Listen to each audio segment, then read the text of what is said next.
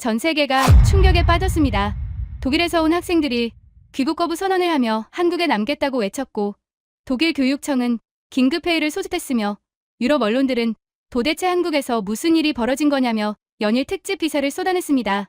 저는 그 학생들의 리더였던 안나이고, 한국에 가기 전까지 유럽 중심주의에 빠져 한국을 무시했으며 전쟁의 상흔이 남은 나쿠르 나라라고 단정지었지만, 일주일간의 여행 후 제 모든 편견이 산산이 부서졌고 한국이야말로 진정한 선진국이라는 걸 온몸으로 깨달았습니다.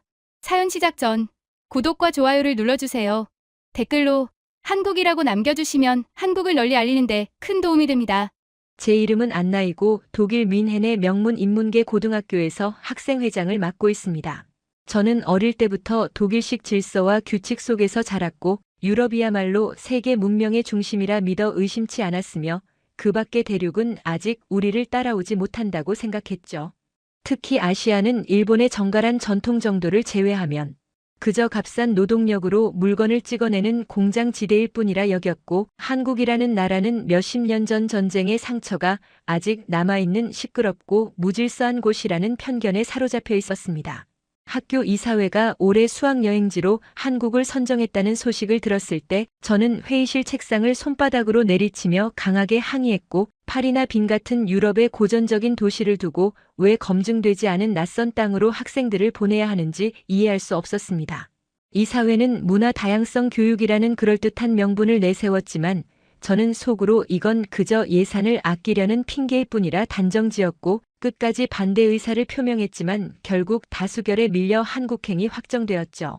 비행기 안에서도 저는 창밖을 내다보며 한숨을 내쉬었고 옆자리에 앉은 단짝 친구 한스에게 한국 공항이 얼마나 혼잡할지 상상이 안 돼. 아마 짐 찾는 데만 2시간은 걸릴 거야라고 말했으며 기내식조차 제대로 먹지 않은 채 팔짱을 끼고 입술을 앙다물었습니다.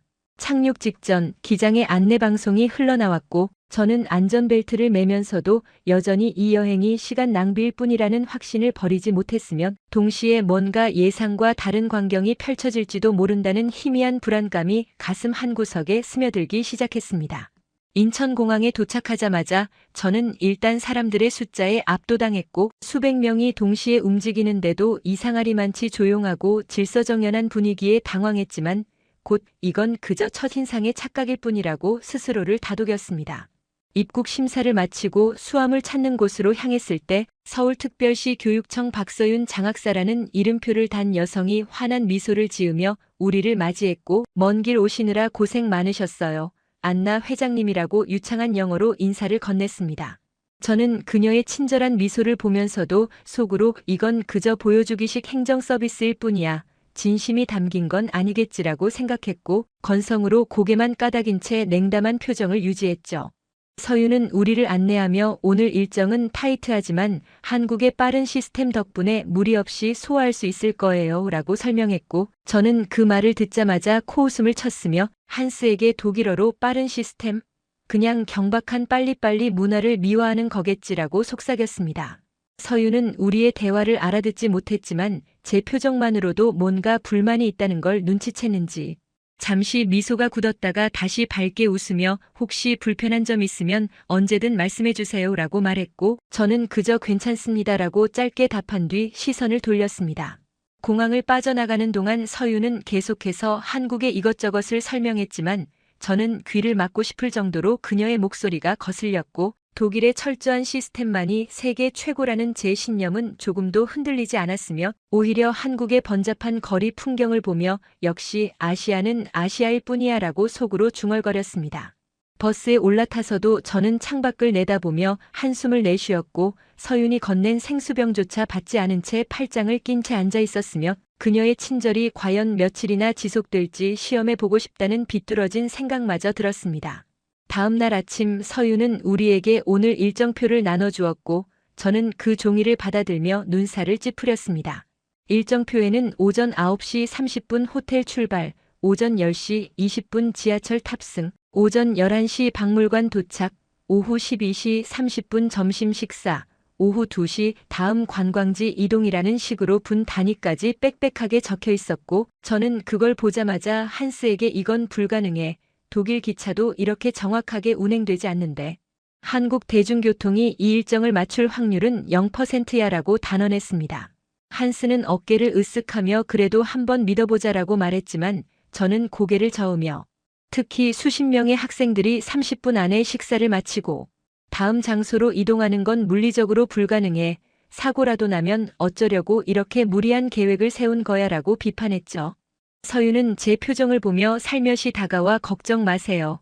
한국은 이런 일정에 익숙하거든요라고 말했고 저는 그 말이 오히려 더 불안하게 느껴져서 익숙하다는 게 안전하다는 뜻은 아니잖아요라고 날카롭게 쏘아붙였습니다. 서윤은 잠시 말을 멈췄다가 그럼 직접 경험해 보시고 판단하세요라고 부드럽게 대답했고 저는 그녀의 여유로운 태도가 마치 저를 비웃는 것처럼 느껴져 더욱 화가 났으며 속으로 두고 보자 첫 일정부터 틀어지면 내가 옳았다는 걸 증명해 주겠어라고 다짐했습니다. 호텔을 나서며 저는 시계를 보았고 정확히 9시 30분이었으며 서윤은 우리를 지하철역으로 안내했지만 저는 여전히 이 계획이 실패할 거라는 확신을 버리지 않았고 오히려 실패하는 모습을 목격하고 싶다는 기대감마저 품고 있었습니다. 지하철역 입구에 도착했을 때 서윤은 3분 후 10시 23분에 열차가 도착할 거예요 라고 말했고 저는 속으로 3분? 그렇게 정확하게 맞을 리가 없어라고 코웃음치며 시계를 응시했으며 그녀가 틀렸을 때 뭐라고 말해줄지 머릿속으로 리허설까지 했습니다. 지하철 플랫폼에 서서 전광판을 올려다보았을 때 저는 제 눈을 의심했습니다. 전광판에는 10시 23분 도착 예정, 잔여 시간 2분 30초라는 문구가 떠 있었고 초 단위로 카운트다운이 진행되고 있었으며 정확히 0초가 되는 순간 열차가 플랫폼에 미끄러지듯 들어왔습니다. 저는 입을 다물지 못한 채 그 광경을 지켜보았고 한스가 제 팔을 툭 치며 안나 정말 정확하네라고 감탄했지만 저는 고개를 저으며 이건 우연이야 한두 번은 맞을 수도 있어라고 중얼거렸죠. 열차 안은 깨끗했고 좌석 배치도 효율적이었으며 무엇보다 놀라운 건 승객들이 모두 질서정연하게 타고 내렸다는 점이었지만 저는 여전히 이게 통계적인 행운일 뿐이라고 스스로를 설득했고 손끝이 미세하게 떨리는 걸 느끼면서도 애써 무시했습니다. 박물관역에 도착했을 때 서윤은 정확히 11시예요 라고 말했고 제 시계를 확인해 보니 정말로 11시 정각이었으며 저는 할 말을 잃고 그저 멍하니 서 있었죠. 박물관 관람을 마치고 점심 식사 장소로 이동할 때도 마찬가지였고 서윤이 예약해둔 식당은 우리가 도착하기 3분 전에 이미 테이블이 세팅되어 있었으며 30명이 넘는 학생들이 정확히 30분 만에 식사를 마치고 나올 수 있도록 동선까지 계산되어 있었습니다. 저는 식당을 나서며 서윤에게 이건 어떻게 가능한 거죠? 라고 물었고 서윤은 미소 지으며 한국은 빠른 것과 정확한 것이 다르지 않거든요. 빨리 움직이되 실수는 하지 않는 게 우리 방식이에요 라고 대답했습니다. 저는 그녀의 말을 듣고 뭔가 가슴속에서 울컥하는 감정을 느꼈지만 아직 인정하고 싶지 않았고 그래도 이건 특별한 경우일 거예요. 매일 이럴 순 없잖아요 라고 반박했지만 제 목소리는 처음보다 훨씬 약해져 있었습니다. 오후 일정으로 이동하는 지하철 안에서 저는 창밖을 내다보며 손을 꽉 쥐었고 제가 믿어왔던 유럽 중심주의가 조금씩 흔들리는 걸 느꼈으며 동시에 이 불편한 감정을 어떻게 처리해야 할지 몰라 입술을 깨물었습니다.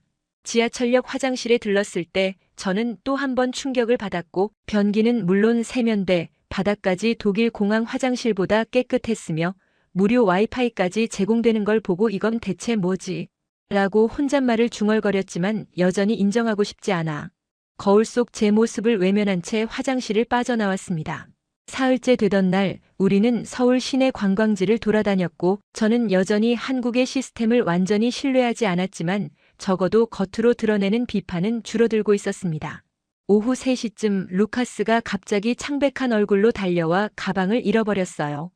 라고 외쳤고 저는 그 순간 심장이 철렁 내려앉는 걸 느꼈습니다.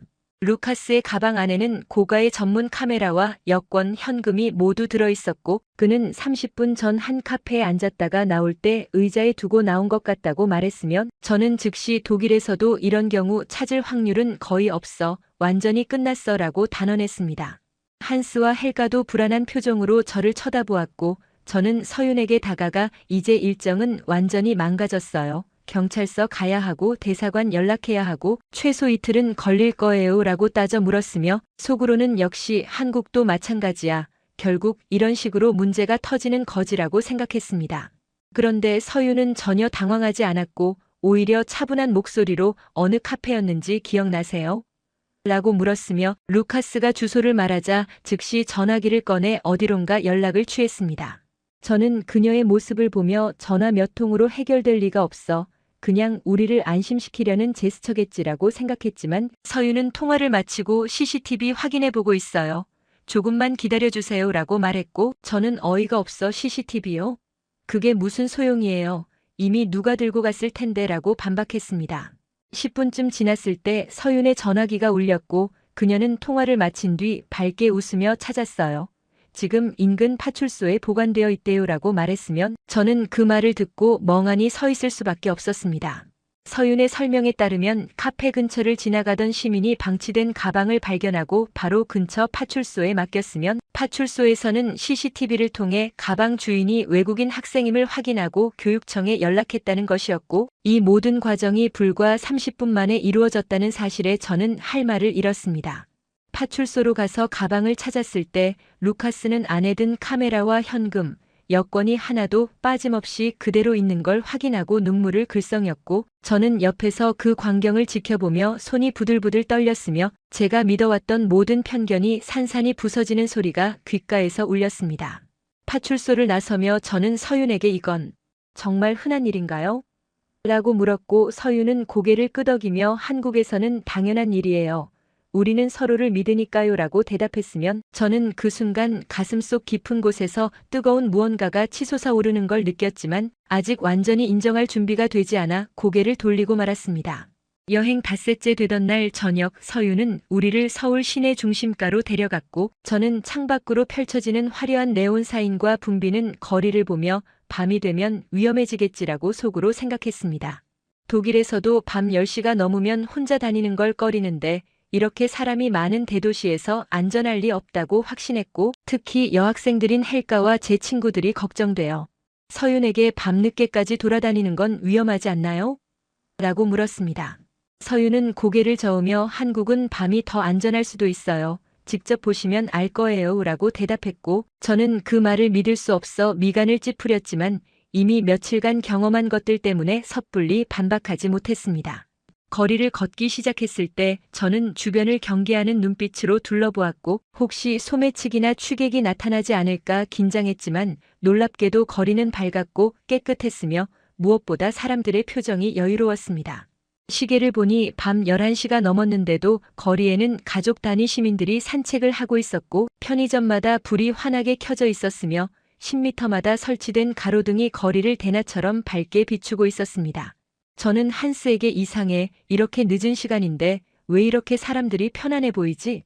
라고 속삭였고 한스는 어깨를 으쓱하며 정말 안전한가 봐라고 대답했지만 저는 여전히 반신반의했습니다. 편의점 앞을 지나가는데 8살쯤 되어 보이는 어린 남자아이가 아이스크림을 먹으며 혼자 벤치에 앉아 있는 게 보였고 저는 깜짝 놀라 걸음을 멈췄습니다. 독일에서라면 상상도 할 수 없는 광경이었고 부모가 대체 어디 있길래 이 늦은 밤에 아이를 혼자 두는 건지 이해할 수 없었으며 저는 즉시 서윤에게 다가가 저 아이 혼자 있어도 괜찮은 거예요? 부모님은 어디 계신 거죠? 라고 물었습니다. 서윤은 아이를 힐끗 보더니 아마 부모님이 저기 편의점에서 물건 사시는 것 같네요 라고 대답했고 정말로 잠시 후 편의점에서 젊은 부부가 나와 아이에게 다가갔으며 아이는 밝게 웃으며 부모의 손을 잡고 걸어갔습니다. 저는 그 장면을 보며 입을 다물지 못했고 독일에서는 절대 이럴 수 없어요. 밤에 아이를 혼자 두는 건 상상도 못해요 라고 말했으면 서윤은 고개를 끄덕이며 한국에서는 당연한 일이에요. 우리는 아이들이 안전하다는 걸 믿으니까요 라고 설명했습니다. 조금 더 걸어가자 20대 초반으로 보이는 젊은 여성이 이어폰을 끼고 혼자 조깅하는 모습이 보였고 그녀는 반바지에 티셔츠 차림으로 여유롭게 달리고 있었으며 지나가는 남성들도 그녀를 힐끗 보기는 했지만 누구 하나 불편하게 쳐다보거나 따라가는 사람이 없었습니다.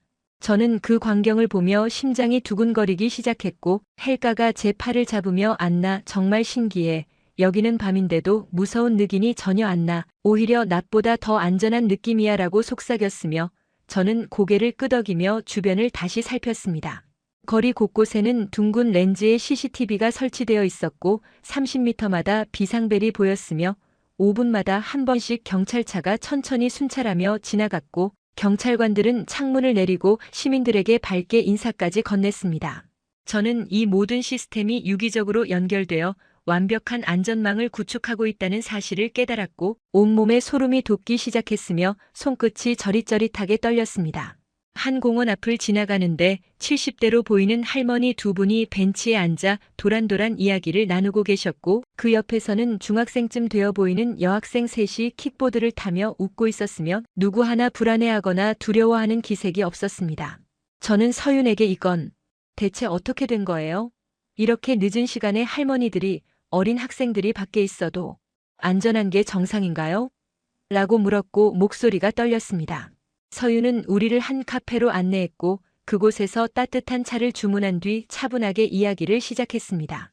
안나, 한국의 치안 시스템은 24시간 작동해요라고 서윤이 말했고 CCTV는 전국에 1000만 대 이상 설치되어 있고 모든 영상은 실시간으로 통합관제센터로 전송돼요라고 설명했으며 경찰 신고 전화인 112는 평균 3분 안에 출동하고 범죄 발생률은 해마다 낮아지고 있어요라고 덧붙였습니다.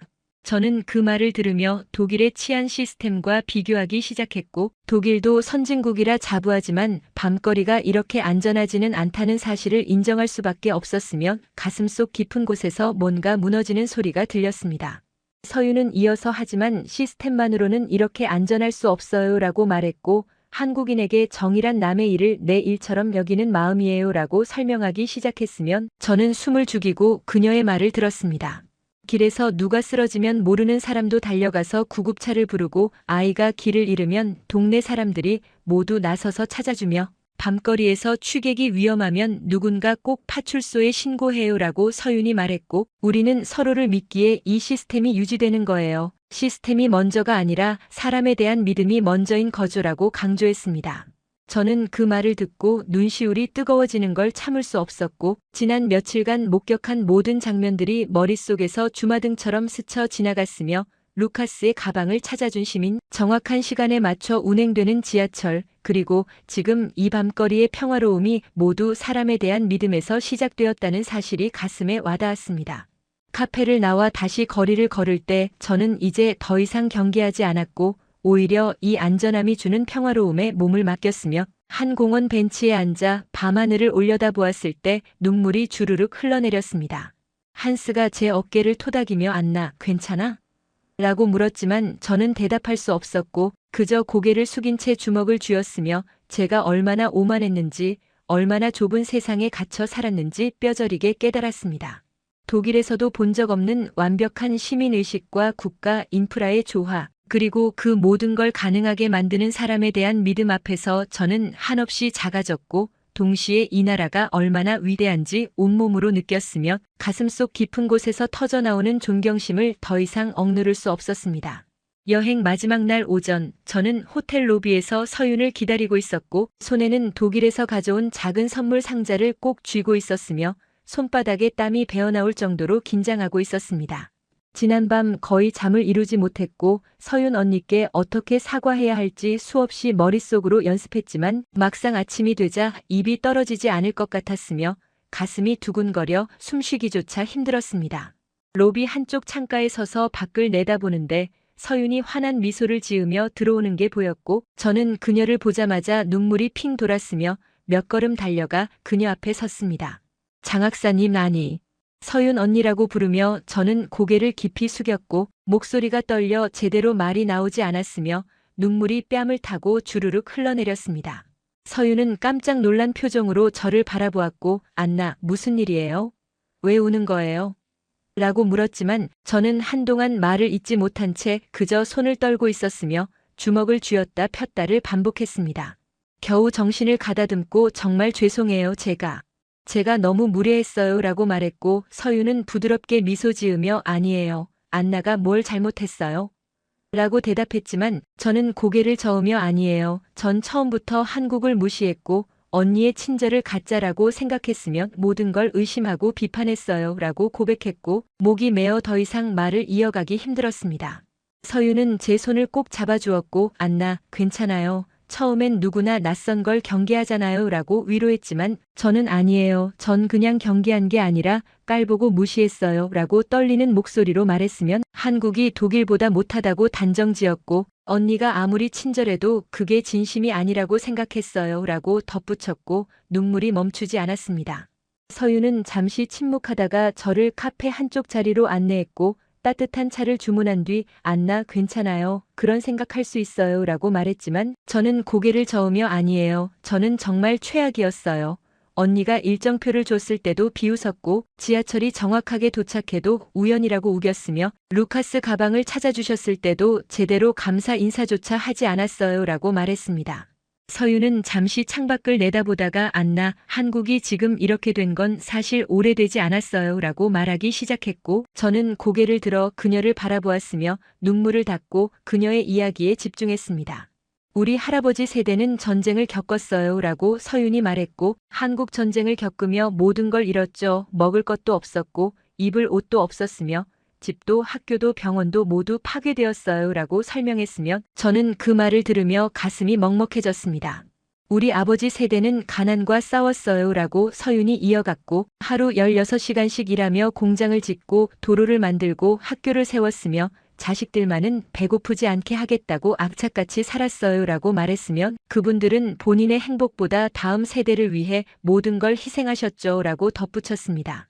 저는 그 말을 들으며 독일의 역사와 비교하기 시작했고 독일도 전쟁을 겪었지만 마셜 플랜이라는 거대한 지원을 받았으며 유럽 공동체라는 든든한 울타리가 있었지만 한국은 아무것도 없는 상태에서 오직 스스로의 힘으로 일어섰다는 사실에 숙연해졌습니다. 우리 세대는 그분들의 희생 위에서 지금을 만들어가고 있어요 라고 서윤이 말했고 한국인이 서로를 믿고 도울 수 있는 건 우리 모두가 힘든 시절을 함께 겪었기 때문이에요. 옆집이 굶주리면 우리 집 밥을 나눠 먹었고 누가 아프면 동네 사람들이 모두 병원비를 모았으며 아이가 학교에 못 가면 이웃들이 돈을 모아 보내줬죠 라고 설명했습니다.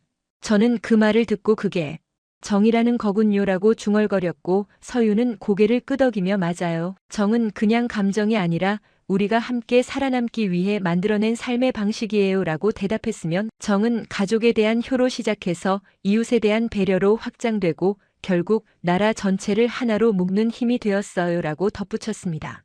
서유는 계속해서 한국인은 효를 중요하게 여겨요 라고 말했고 부모님이 우리를 키우기 위해 희생하셨으니 우리도 부모님을 모시는 게 당연하다고 생각하죠. 그리고 그 정신은 선생님을 존경하고 어른을 공경하며 어린이를 아끼는 문화로 이어져요 라고 설명했으며 저는 그제야 한국 사람들이 왜 그렇게 예의 바르고 질서정연한지 이해할 수 있었습니다. 그리고 우리는 예를 지키려 노력해요 라고 서윤이 말했고 예는 단순히 형식이 아니라 타인을 존중하는 마음이에요.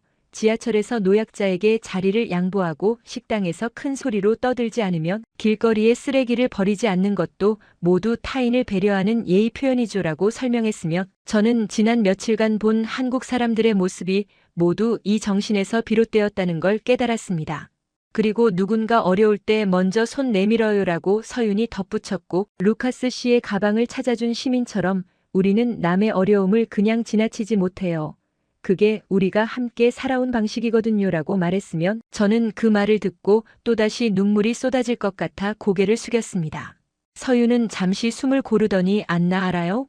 한국 사람들이 빨리빨리라고 하는 거요라고 물었고 저는 고개를 끄덕이며 네, 처음에는 그게 경박해 보였어요 라고 솔직하게 대답했습니다. 서유는 미소 지으며 많은 외국인들이 그렇게 생각해요 라고 말했고 하지만 우리의 빨리빨리는 이기심이 아니라 타인의 시간을 소중히 여기는 배려예요.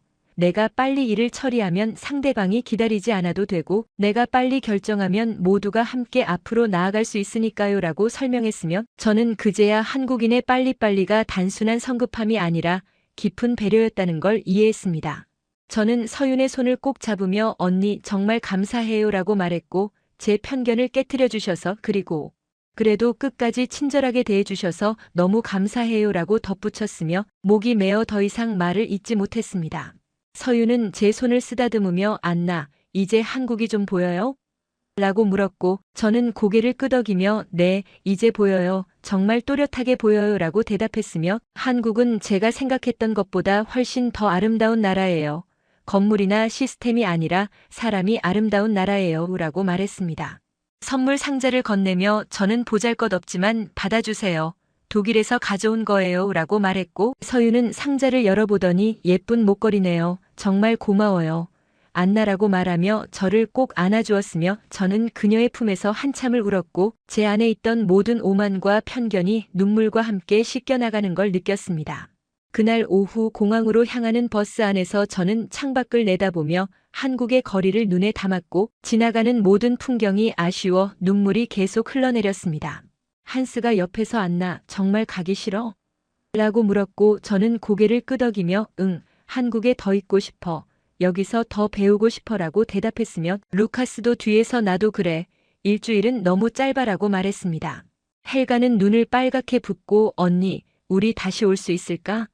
라고 물었고 저는 꼭 다시 올 거야 약속할게라고 대답했지만 가슴속 깊은 곳에서는 지금 당장 떠나고 싶지 않다는 절박함이 치솟아 올랐습니다.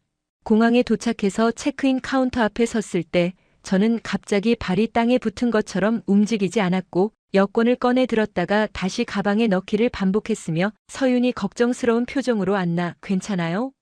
라고 물었지만 저는 대답할 수 없었습니다. 그 순간 제 입에서 튀어나온 말은 언니, 저 독일 안 갈래요였고 서윤은 깜짝 놀라 뭐라고요? 라고 되물었으며 저는 한국에 남고 싶어요. 여기서 더 배우고 싶어요 라고 떨리는 목소리로 말했습니다. 한스가 제 말에 동조하듯 저도요. 저도 한국에 남고 싶어요 라고 외쳤고 루카스도 일주일은 너무 짧아요. 우리 한 달만 더 있으면 안 돼요? 라고 말했으며 순식간에 30여 명의 학생들이 모두 우리 한국에 남을래요? 라고 외치기 시작했습니다. 서유는 당황한 표정으로 우리를 진정시키려 했고 애들아, 마음은 고마운데 비행기 시간이 정해져 있잖아 라고 말했지만 저는 고개를 저으며 언니 독일 학교에 연락해서 일주일만 더 연장할 수 없을까요? 라고 간청했고 학생들도 모두 네, 일주일만요, 제발요. 라고 외쳤습니다. 공항 로비는 순식간에 소란스러워졌고 주변 사람들이 우리를 쳐다보기 시작했으며 공항 직원들이 다가와 무슨 일이냐고 물었지만 저는 우리는 한국에 남고 싶어요. 독일로 돌아가기 싫어요.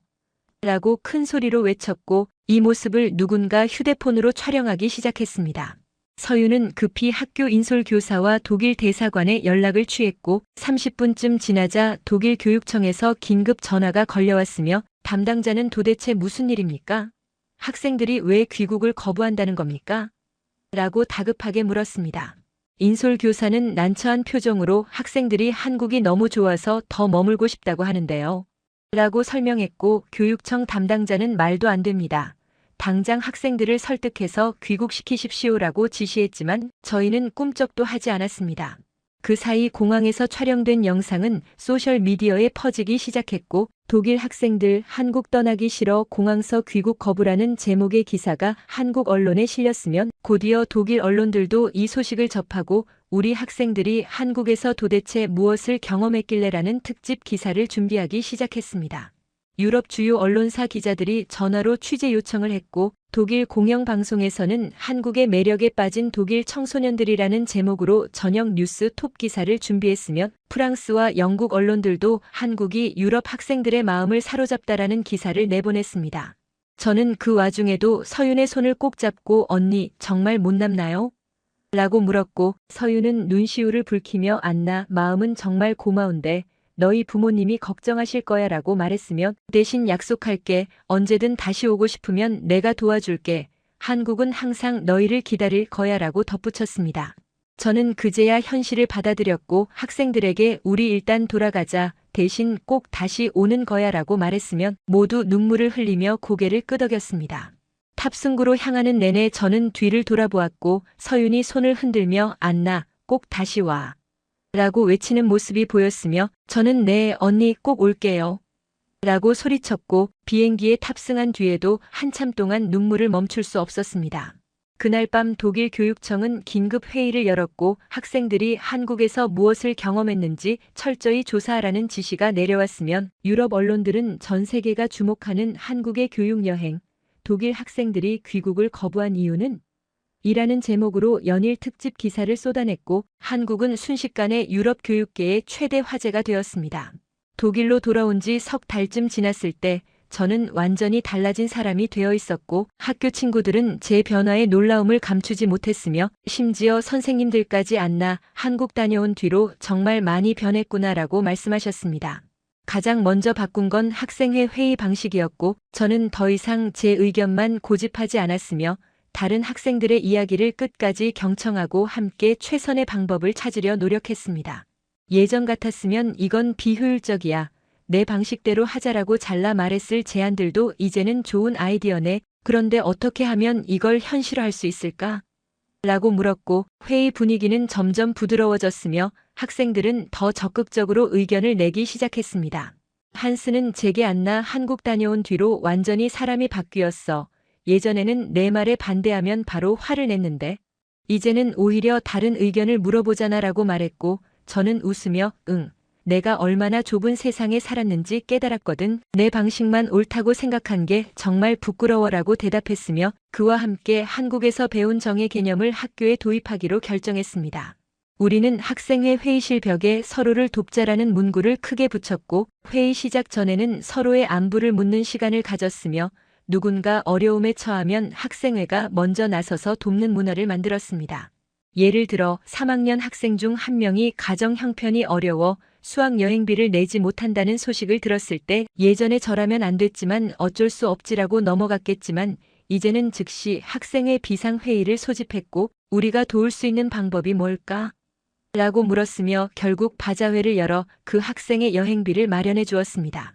학교 축제 준비 과정에서도 저는 한국식 시스템을 적용했고 분 단위로 일정을 짜되 각 팀에게 충분한 여유 시간을 확보했으며 각 팀 간 소통을 원활하게 하기 위해 실시간 공유 시스템을 만들었고 누구 하나 뒤처지지 않도록 서로 돕는 문화를 강조했습니다. 축제 준비 기간 동안 저는 매일 밤 각 팀을 찾아다니며 뭐 필요한 거 없어? 도와줄 일 없어? 라고 물었고 어떤 팀이 인력이 부족하면 다른 팀에서 사람을 보내 도왔으며 어떤 팀이 예산이 모자라면 학생회 예산을 재조정해서 지원했습니다. 결과는 대성공이었고 축제 당일 모든 일정이 계획대로 진행되었으며 학생들도 교사들도 학부모들도 모두 올해 축제가 역대 최고였다라고 입을 모았습니다. 축제가 끝나고 교장 선생님은 저를 교무실로 부르셨고 안나, 이번 축제는 정말 완벽했어요. 어떻게 이렇게 할 수 있었죠? 라고 물으셨으며 저는 한국에서 배웠어요. 시스템도 중요하지만 사람을 먼저 생각하면 모든 게 잘 풀린다는 거료라고 대답했습니다. 그날 저녁 전교생 앞에서 한국 여행 경험을 발표할 기회를 얻었고 발표를 준비하며 저는 제 방을 돌아보았으며 벽에는 K-팝 아이돌 포스터가 붙어 있었고 책상 위에는 한국어 교재가 펼쳐져 있었으며 서윤 언니가 보내준 편지가 액자에 담겨 있었습니다. 저는 매일 밤 한국어를 30분씩 공부했고 이제는 간단한 인사와 감사 표현은 물론이고 기본적인 대화도 할 수 있게 되었으며 한국 드라마를 자막 없이 보려고 노력하고 있었고 한국 음식을 직접 만들어 먹기도 했습니다. 제 방 책장에는 한국 역사책, 한국 문화 속에서 한국 요리책이 가득했고 침대 옆 탁자에는 서윤 언니와 주고받은 편지들이 차곡차곡 쌓여 있었으며 저는 일주일에 한 번씩 언니에게 편지를 썼고 언니도 한 달에 2번씩 답장을 보내주셨습니다.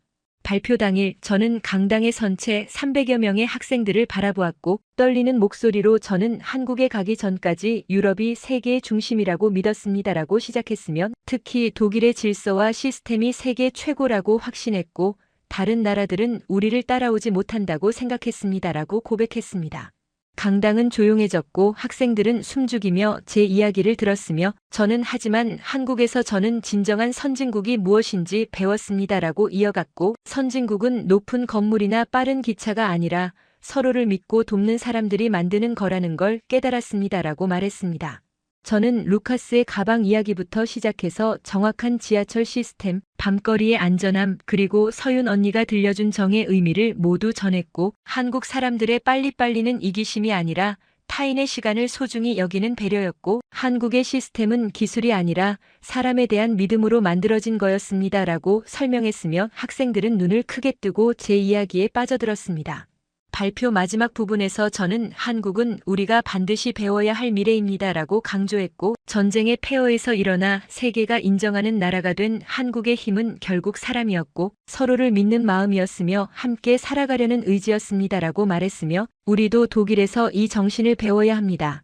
내 것만 챙기는 게 아니라 이웃을 돌보고 내 시간만 소중한 게 아니라 타인의 시간도 존중하며 나만 잘 되는 게 아니라 함께 잘 되는 걸 추구해야 합니다라고 덧붙였습니다. 강당은 우레와 같은 박수로 가득 찼고 몇몇 학생들은 눈물을 닦고 있었으며 교장 선생님은 일어나서 저에게 박수를 보내셨고 저는 감격스러워 눈시울이 붉어졌습니다.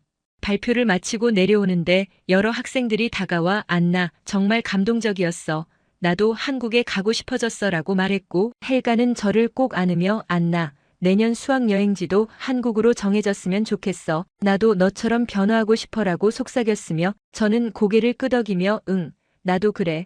모두가 내가 느낀 걸 경험했으면 좋겠어라고 대답했습니다.